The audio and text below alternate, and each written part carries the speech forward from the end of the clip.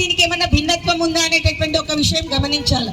ఇవాళ ఇది గత 3 నెలల నుంచి ఇది 4వ కార్యక్రమం అన్నా. ఇది గత 3 నెలల నుంచి ఇది 4వ కార్యక్రమం. అంటే భవిష్యత్తులో ఇంకా ఇలాంటి ఎన్ని దాడులు జరగబోతున్నాయో, ఎన్ని నిరసనలు మనం చేపట్టాలో, రేపటి పరిస్థితి మన ఏంటో ఒకసారి అర్థం చేసుకునే ప్రయత్నం చేద్దాం, ఆలోచించే ప్రయత్నం చేద్దాం. హిందూ సమాజంలోకి ఈ విషయాన్ని తీసుకెళ్లేటటువంటి ప్రయత్నం చేద్దాం. ఇందాక స్వామీజీ అన్నట్టు అన్నట్టు అందరూ నిద్రలో ఉంటే కుదిరే పని కాదు ఇది. కాబట్టి ఇది మిగిలినటువంటి వాళ్ళ మీద ఎవరి మీద నిందలు వేయడం కాదు.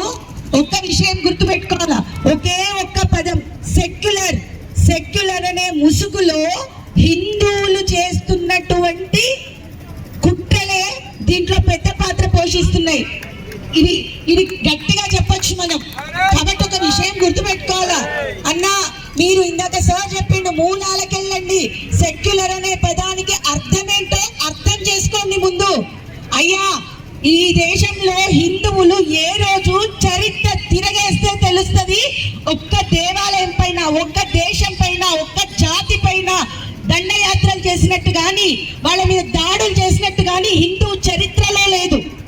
ఎప్పటికప్పుడు మనల్ని మనం ప్రొటెక్ట్ చేసుకుంటున్నాం, మనల్ని మనం కాపాడుకుంటున్నాం. అంటే హిందూ జాతి లోకాన్ని క్షేమంగా ఉండాలని తలుస్తూ తనని తాను సంరక్షించుకునే పని నిత్యం చేస్తా ఉన్నది.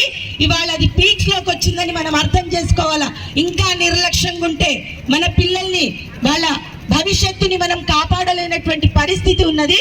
కాబట్టి అది గుర్తు చేసుకోవాలా. ఒక మాట చెప్తా ఉన్నారు, నేను ఒక మాట చెప్తా. ఒక పెద్ద మనుషులు చెప్తారు మనకి హిందూ ధర్మం అంటే ఏంటి తెలుసా?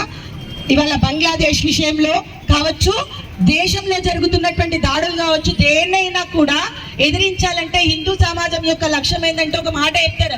అయ్యా, మామూలుగా మనం అంతా కూడా శాంతి శాంతి శాంతి, అహింస అహింస. అహింస అంటే ఏంటి? ఒక చెంప మీద కొడితే ఇంకో చెంప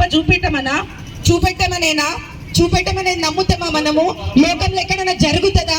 ఎవరైనా చేస్తారా? చిన్న పిల్లాన్ని కొడితే వాడికి కొట్టడానికి చేత కాకపోతే అరుస్తాడు, గట్టిగా ఏడుస్తాడు, లేకపోతే పారిపోతాడు. వాడిని ప్రొటెక్ట్ చేసుకుంటాడు కానీ ఇంకొక చెంప చూపెట్టాడు. కాబట్టి హిందువులు కేవలం రాజ్యాంగబద్ధంగా ప్రతి కార్యక్రమంలో భాగస్వామ్యం పంచుకుంటూ మన ధర్మాన్ని మనం పరిరక్షించుకున్న పనిలో ఉన్నాము. ఒక హిందూ సమాజము రాజ్యాంగానికి అనుగుణంగా లేకపోతే సమాజం ఎట్లుంటుందో ప్రశ్నించుకోవాలి. మనకు ప్రత్యేకమైన